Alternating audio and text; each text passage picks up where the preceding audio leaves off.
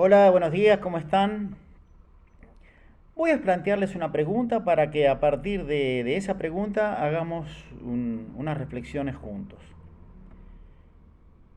¿Cuál fue, a juicio de ustedes, el principal descubrimiento de la ciencia?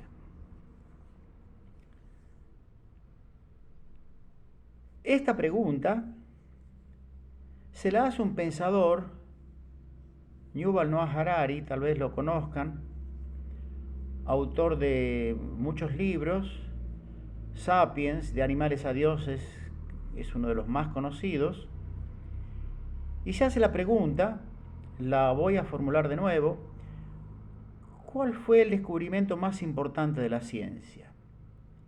Y se responde, el descubrimiento más importante de la ciencia fue el descubrimiento de su propia ignorancia. Vaya, vaya respuesta paradojal, ¿no? Pero él lo fundamenta a partir de una serie de ideas bastante sencillas de transmitir.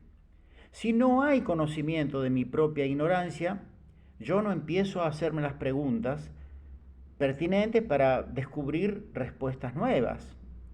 Porque las respuestas viejas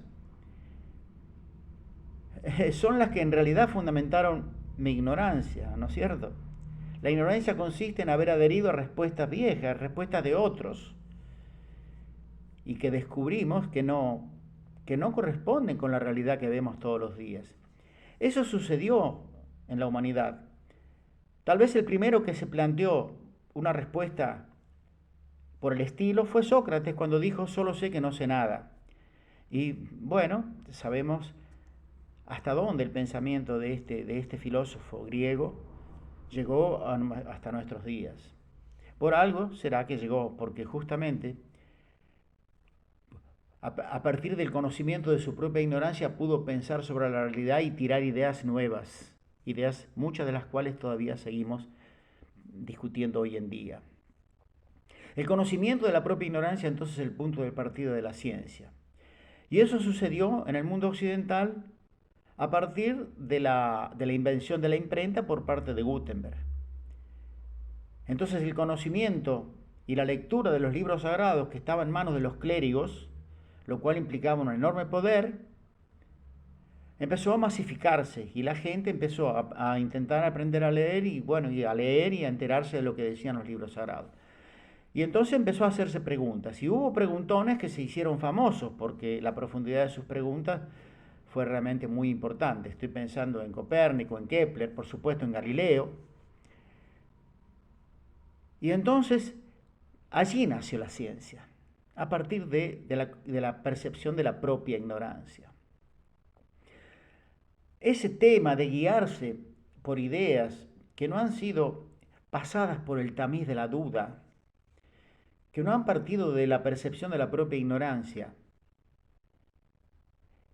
esa situación se dio a lo largo de milenios muchas veces. Prácticamente toda la historia de la humanidad, la historia de guerras, de persecuciones, de hambrunas, tienen que ver con ideas que fueron propaladas por líderes mesiánicos que creían que la tenían clara, que tenían la justa, que tenían la posta y que gobernaban a las masas en base a esas ideas que nadie se animaba a discutirles. Es una idea muy profunda. Modernamente un pensador como Karl Popper dice, no sabemos, solo podemos conjeturar. O sea, reemplazar la certeza por la conjetura tal vez sea el primer peldaño para la búsqueda de la sabiduría. ¿A qué viene todo esto? Dirá alguien que está viendo este video. Bueno, tal vez alguien se dio cuenta. Hoy en día tenemos a alguien que realmente no duda de sus ideas, que no sé si alguna vez se planteó el tema de su ignorancia, sin duda hoy no se la plantea, está seguro de que lo que dice él es la verdad absoluta y trata de imponérsela a todo el mundo. Se llama Javier Milei, ya saben cómo se llama, y vaya detalles, el presidente de la República Argentina. Por supuesto que no se permite dudar. Más aún, no se permite que nadie discuta ni siquiera matices de sus ideas, porque va a recibir la diatriba, el insulto, la difamación. Pero sus ideas además son disparatadas, porque se basan en una lectura tal vez precaria de unos libros de la escuela austríaca que no se aplican en ningún lugar del mundo. Pero además, él las aplica con una profundidad tal que está dispuesto a destruir el Estado, cosa que nadie está haciendo en el planeta. Todo lo contrario, los países más poderosos, los que mejor les va, los que más bienestar han brindado a su pueblo, son países con estados fuertes. Cuanto más fuerte y más desarrollado es el Estado, mejor les va a esos países, a contramano de lo que está haciendo este señor.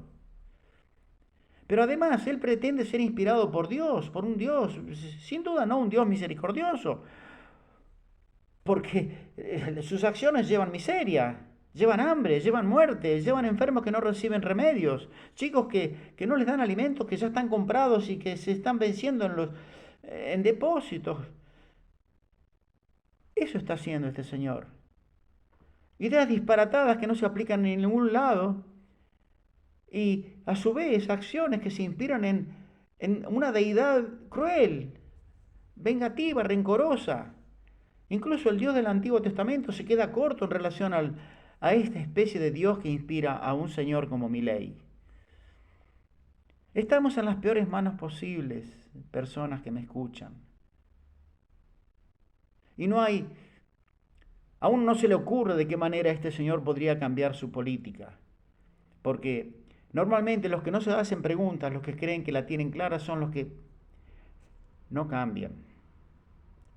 Están obedeciendo vaya a saber qué mandatos. Están inspirándose en vaya a saber qué pulsiones terribles, nefastas, y están trasladando ese daño a la gente que los rodea. A su vez tenemos que preguntarnos cómo llegamos hasta aquí, cómo pasó, que todavía haya gente que lo sigue y que esa gente tal vez sea la que más daño sufre por las políticas de este señor. Gracias por escucharme.